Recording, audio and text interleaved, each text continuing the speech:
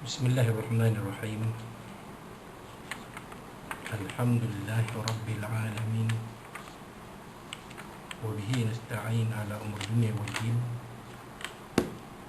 Nastaghfiruhu wa nastahdihi wa natubu ilayhi wa natawakkalu alayhi. Wa na'udzu bihi min shururi anfusina wa min sayyiati a'malina.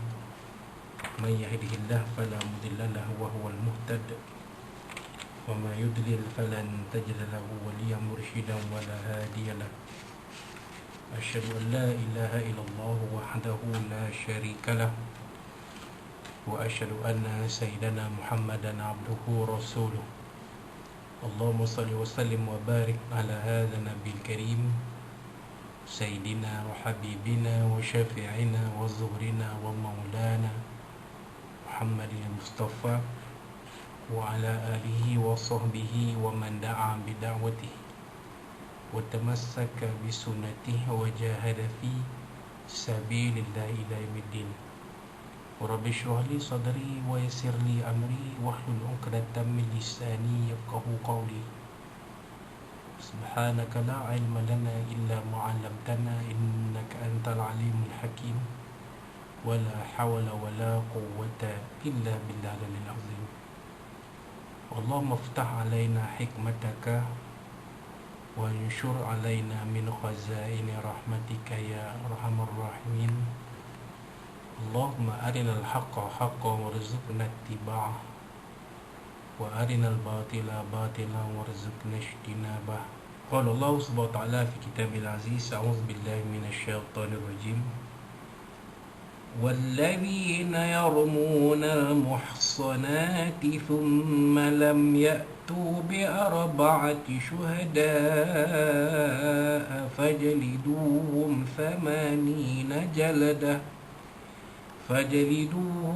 80 جلدة ولا تقبلوا لهم شهادة أبدا وأولئك هم الفاسقون إلا الذين تابوا من بعد ذلك وأصلحوا فإن الله غفور رحيم والذين يرمون أزواجهم ولم يكن لهم شهداء إلا أنفسهم فشهادة أحدهم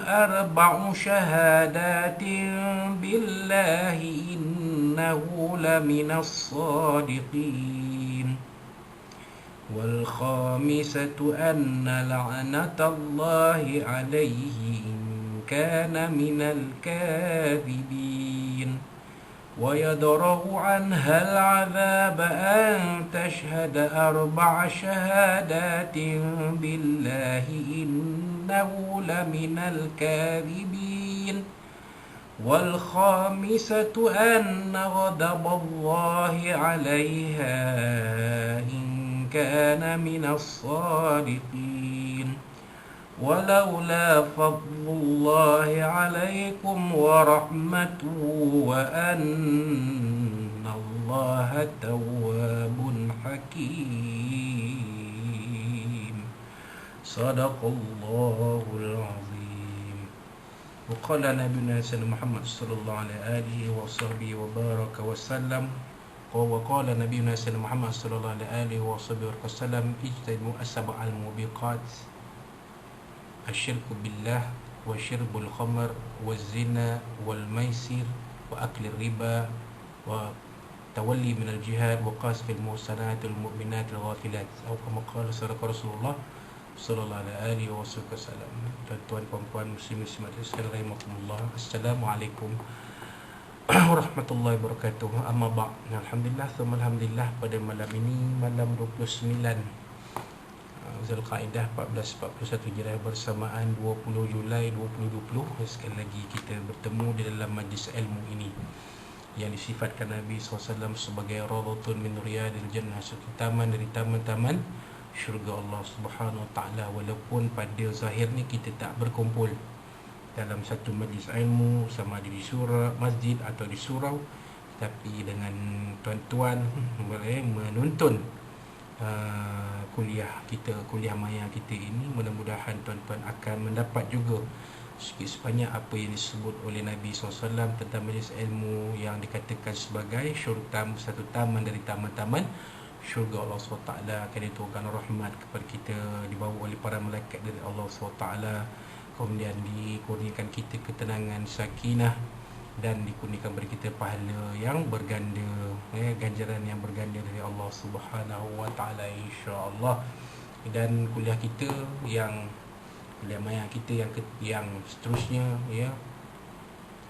kita meneruskan pengajian kitab Fiqh Manhaji jilid 4 yang berkaitan dengan undang-undang keluarga, ataupun dalam naskah Arabnya, naskah asalnya disebut sebagai Al-Ahwal Asy-Syakhsiyah, yang mana dilewatkan sehari, kerana pada asalnya pada malam tadi, tapi oleh kerana sebab yang tertentu maka kita lewatkan sehari. Tak ada masalah pun, sebab jadual hari malam ini pun tak ada apa-apa, jadi kita lewatkan sehari. Atas sebab yang tertentu maka kita lewatkan sehari ke malam ini, supaya kita dapat terus mengikuti sedikit ilmu yang dikongsikan oleh penyusun-penyusun kitab Fiqh Manhaji ini, khususnya dalam jilid yang keempat yang berkaitan dengan undang-undang kekeluargaan ataupun Al-Ahwal Asy-Syakhsiyah. Jadi kita masih dalam bab talak. Pada muka surat 314 kita telah masuk kepada perkara 14.3, iaitu li'an. Dan kita telah bincangkan apakah pengertian li'an dan hikmah Allah SWT mensyariatkan li'an ini. Maka seterusnya 14.3.3, hukum menuduh isteri berzina. Tuduhan berzina terhadap isteri boleh dilakukan sama ada suami mengetahui isterinya berzina atau kuat sangkaannya terhadap perbuatan tersebut. Contohnya, perbuatan zina isteri yang telah ketara di kalangan orang ramai yang melihatnya berdua-duaan dengan pasangannya di tempat sunyi. Jadi sama ada suami itu tahu. Memang suami tahu, ada bukti, mungkin dalam WhatsApp, mungkin dalam video, mungkin dalam apa-apa cara, dalam Facebook dan Instagram dan sebagainya, ataupun melalui bukti-bukti yang datang dari orang lain. Contohnya ramai orang yang dah mengetahui perbuatan isteri ini, ada yang memviralkan, ada yang merakamkan dan memviralkan perbuatan zina si isteri ini dengan pasangannya. Mungkin di bilik hotel, tempat sunyi lah, bilik hotel, ataupun dalam kereta, ataupun di taman bunga, ataupun di mana-mana tempat yang dikatakan sebagai tempat sunyi. Jadi tuduhan berzina terhadap si isteri itu boleh dilakukan oleh si suami sekiranya suami tahu sendiri, tak ada orang lain beritahu, ataupun melalui orang yang lain yang memberitahu. Kamu tengok ni kamu macam siapa kan? Bukan dia tapi macam dia. Macam mana tuan-tuan? Kita pun tak tahu nak hurai. Tapi kalau tengok video tu, memang betul lah si isteri tu, memang tepat. Pakar forensik pun mengatakan ni memang betul isteri kamu, tidak syak lagi. Pakar forensik mengesahkan wajah perempuan dalam video itu ialah wajah si isteri. Walaupun peguam bela si isteri cuba memutarbelitkan ataupun cuba menimbulkan keraguan. Kalau putar belit ni kasar, wasilkan saya pula kena zaman. Contoh mempertikaikan kesahihan rakaman video itu, mengatakan nampak macam dia tu bukan dia, contoh. Jadi si suami boleh membuat tuduhan terhadap zina terhadap isterinya berdasarkan dua sumber ini, daripada dia sendiri, memang dia nampak, memang dia sedar, memang dia tahu, memang bukti semua ada, ataupun orang yang memberitahu kepada suaminya. Hukum harus menuduh isteri berzina ini sekiranya tiada anak yang dilahirkan. Jadi kalau tiada anak dilahirkan, harus hukumnya. Harus tu bermakna, kalau tengok dalam kitab ni dia italikkan. Harus ni maknanya terserah kepada suami, sama ada nak meneruskan tuduhan ataupun tidak. Sebab tak ada anak yang dilahirkan, isteri tak mengandung pun, walaupun bukti-bukti yang jelas menunjukkan bahawa si isteri sudah bermain kayu tiga, tapi tak ada anak. Jadi si suami terserah kepada si suami untuk menuduh ataupun tidak. Sebaliknya, jika terdapat anak yang suami pasti bukan zuriatnya, dia wajib menuduh isterinya berzina dan menafikan anak tersebut. Jadi kalau isteri mengandung, suami tahu dia sudah lama tidak bersama, tidak melakukan hubungan seks dengan isterinya, tiba-tiba isteri mengandung, maka si suami boleh menuduh isterinya berzina, dan si suami boleh menafikan anak dalam kandungan isteri itu sebagai anak kandung dia. Boleh. Dalam keadaan sekarang teknologi DNA ada. Dia lahir budak ni boleh buat DNA, match tak dengan si ibu, memang match lah. Ibu yang melahirkan dia, yang beranakkan dia, bersalin dengan dia. Tapi dengan bapa, dengan si suami,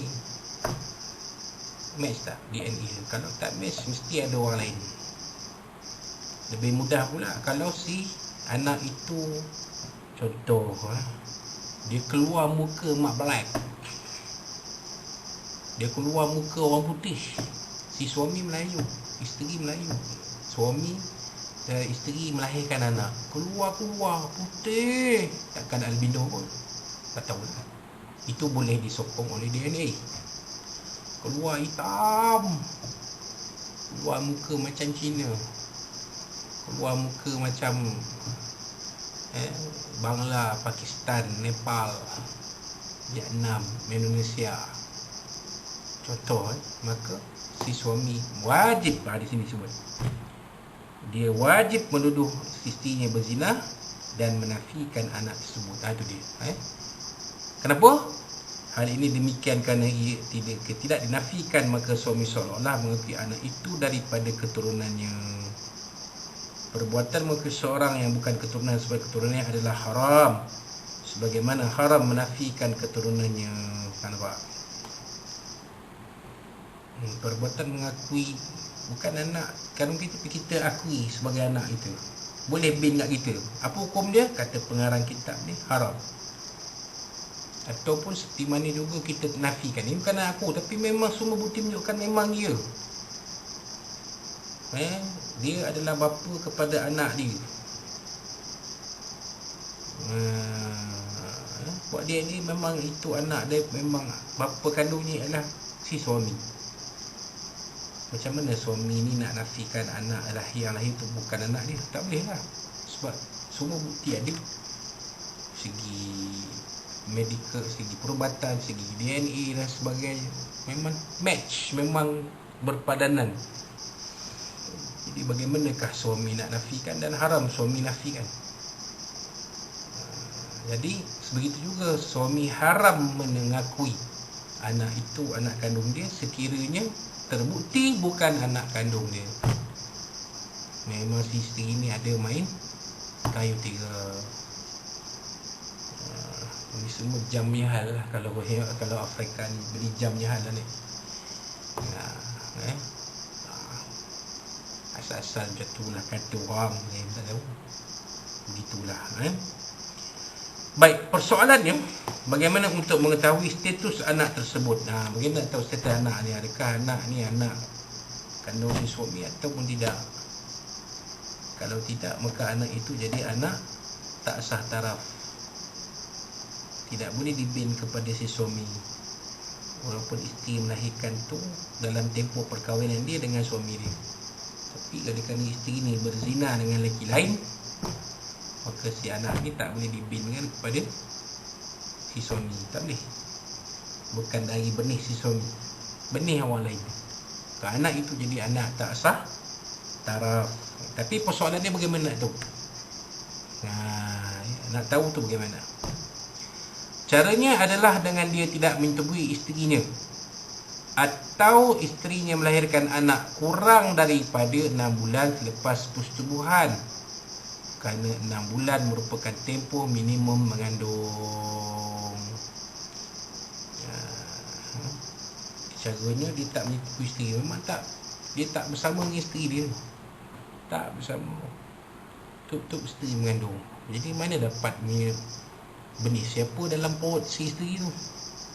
Mesti benih lelaki lain, lelaki yang bukan suami dia. Melainkan kalau suami itu dan isteri menggunakan kaedah permanian beradas, itu lain. Kaedah bayi tabung uji, itu lain.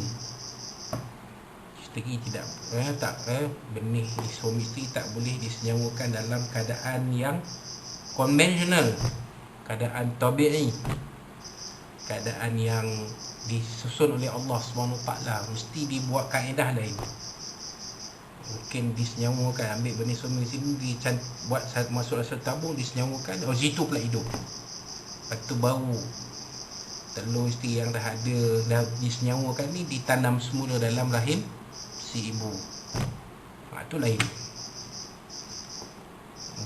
Walaupun si suami tak pernah bersetubuh dengan isteri dia, tak pernah bersetubuh dengan isteri dia, tapi dia nak dengan anak dengan isteri dia.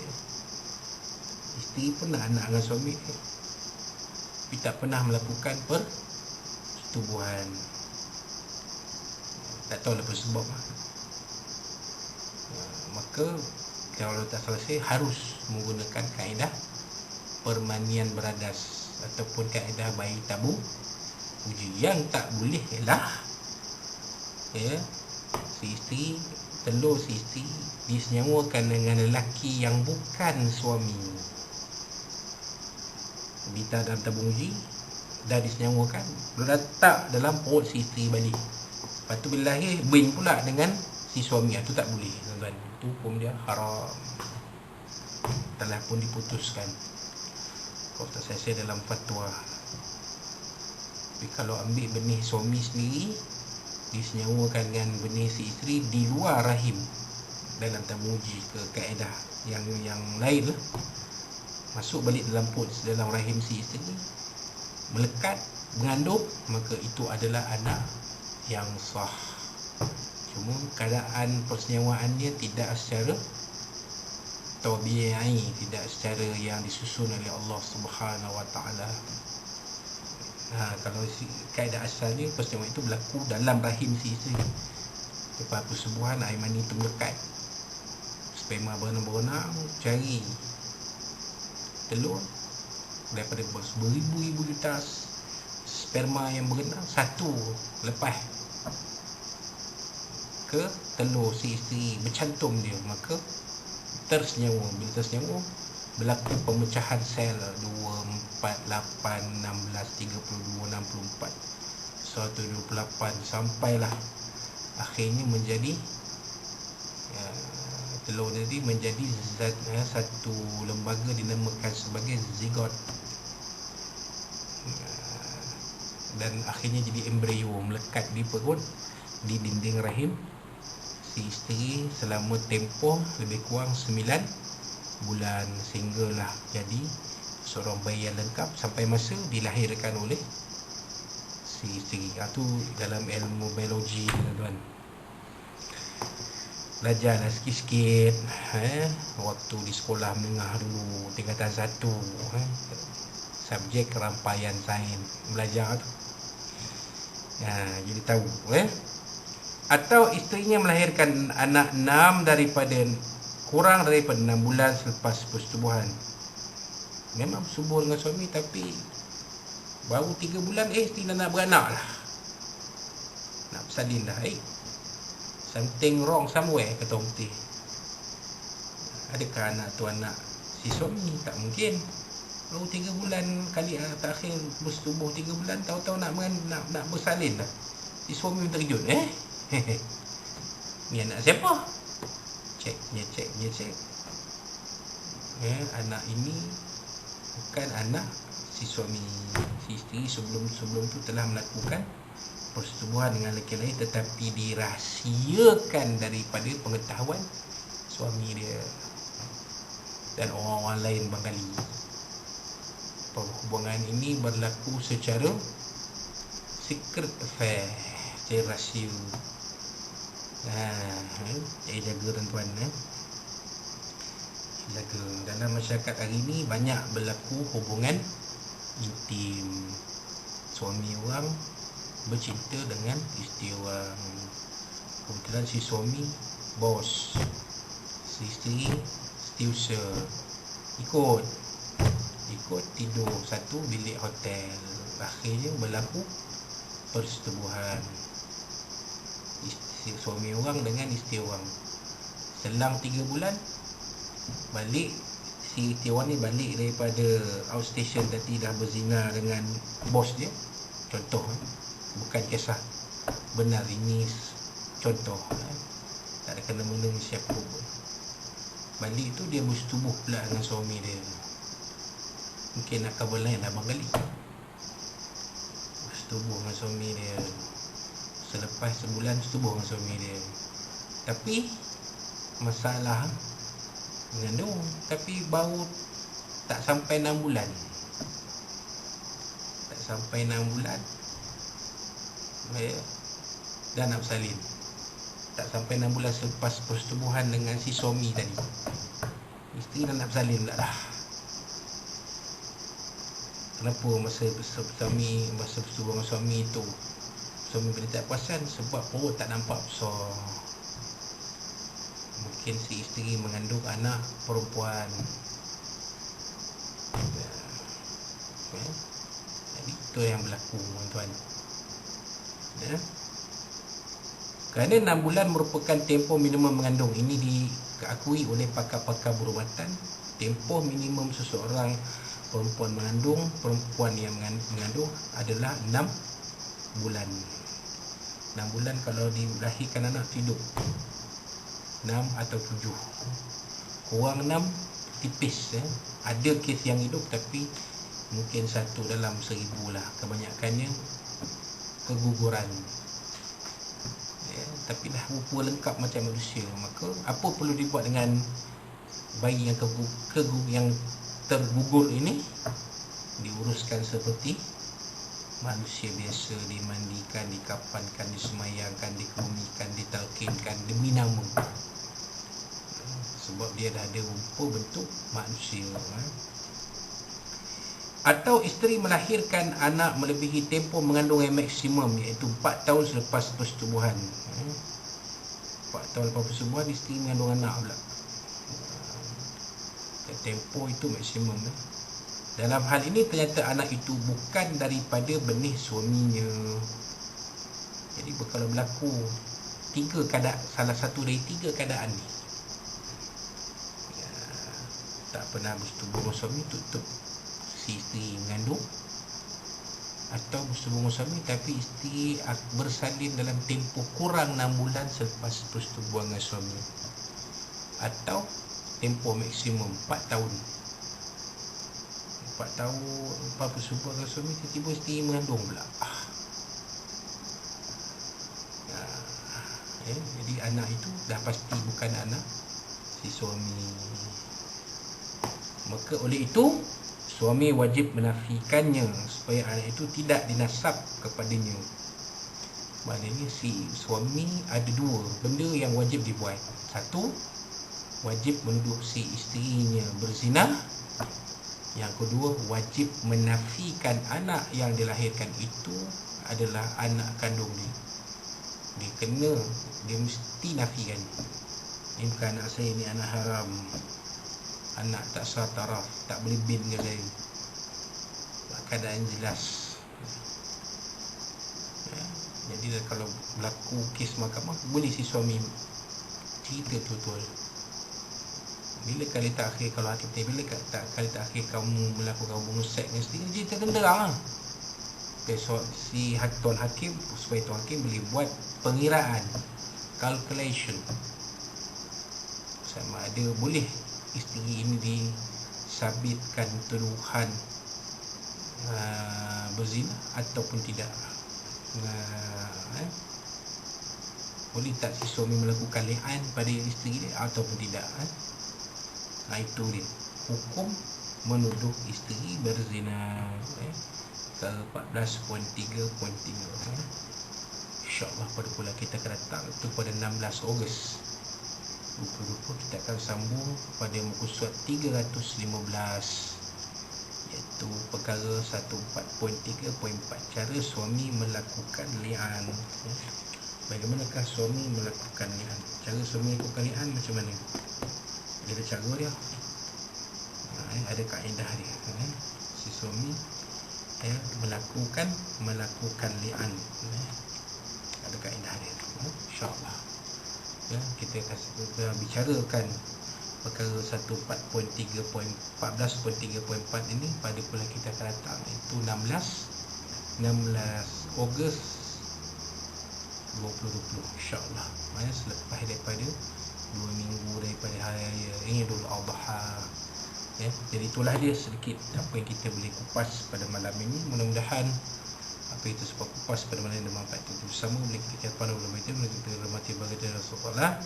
Yang hidup kita bersama si anak kita akan bagi dunia di sini sampai ke akhirat. Dan kalau ada apa-apa yang sampai kulit terkasar bahasa dalam jauh bicara, tersungguh semua dari Allah SWT, dari Nabi SAW, dan dari tuan-tuan dan perempuan sekalian. Dan dalam kesempatan ini saya ingin mengucap kepada tuan-tuan dan perempuan selamat menyambut Hari Idul Adha, dan selamat menyambut melaksanakan ibadah korban. Ikutlah SOP yang ditetapkan. Mudah-mudahan Allah SWT akan memelihara kita semua dalam keadaan selamat sejahtera, sihat sejahtera, sihat walafiat, dan jauh daripada bebas daripada wabak berbahaya COVID-19 ini, insyaAllah. Walaupun hari ini diberitahu ada tanda-tanda yang kurang baik, yang mungkin pihak kerajaan akan menilai semula tahap PKPP yang ada sekarang.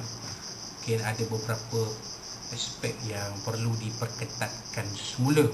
Namun demikian, kita beri keyakinan bahawa wabak COVID-19 ini masih kita boleh kawal dengan syarat kita melaksanakan menuruti saranan dan saranan pihak kerajaan, seperti melaksanakan SOP, sentiasa membersihkan diri, sentiasa membersihkan tangan, terutamanya dengan cecair pembasmi kuman, sanitizer. Pakailah mask apabila keadaan-keadaan tertentu memerlukan, dan elak amalkan penjarakan sosial. Penjagaan sosial, kita jangan sengaja cari hal nak rapat dengan orang. Orang takut nak rapat kita, pula nak rapat orang, tak perlu. SOP dalam semayang jemaah dan semayang jemaah kita ikutilah untuk kebaikan bersama. Kerana kita masih belum berjaya, kes-kes aktif masih banyak. Jadi walaupun kita on the way dalam perjalanan untuk membebaskan diri dari belenggu COVID-19 ini, tapi pada hakikatnya masih ada lagi sisi sepi-sepihan jangkitan COVID-19 itu. Jadi kita sama-sama ambil perhatian dan berhati-hati. Sentiasalah memeriksa suhu badan anda dan pastikan jangan berlaku demam pada diri kita, kerana ianya boleh mendedahkan kita pada bahaya terkena jangkitan COVID-19. Waliyazubillah, insyaAllah. Mudah-mudahan aktiviti-aktiviti sosial seperti kunjungi kenara, pesta perlawanan-perlawanan sukan, kembali dapat diadakan di negara kita ini, insyaAllah. Maka jumpa lagi pada kuliah kita akan datang, insyaAllah, yang terdekat ni pada lebih kurang minggu depan, hari minggu depan, iaitu kuliah kitab At-Tafsirul Munir, kuliah maya yang terakhir kita untuk bulan ni, insyaAllah. Temu kita lagi pada waktu disebutkan tadi. Wallahu a'lam bishawab. Aqulu qawli hadza wa a'udzu lakum. Yang kita akhiri pula kita malam dengan tasbih kafaratul A'udzu billahi minasyaitonir rajim. Bismillahirrahmanirrahim. Alhamdulillah. Wa bi nasta'in wassalatu wassalamu ala asyrafil mursalin wa ala Muhammadin. Allahumma arhamna min hadhihi wa tafaqir ba'dakum. Allah min al-kafina wa ana na'udzuka min syurri ma Allahumma bari syamlahu ya musyrikin wa nazazil wa kilami ya qahhar jabari mutaqim ya Allah ya Allah ya Allah. اللهم يرزق الكتاب ويبجى سوى اسمع عزب ايدي المسلمين في المسيح رب العالمين ربنا زين بفهمك ربنا اتنا في الدنيا حسنه وفي الاخره حسنه وقنا ربنا عليك توكلنا واليك المصير ربنا اغفر دعوانا وسلامنا ولقاءنا ومجلسنا وعملك يا ليله المباركه ليله الاخيره من شهر القاعده لك السمع عن يطلع ولا تتورن على فيها اسمه ولا فيها اسمه الله والحمد لله رب العالمين تقبل الله منا منكم تقبل بالله التوفيق والسلام عليكم ورحمة الله وبركاته.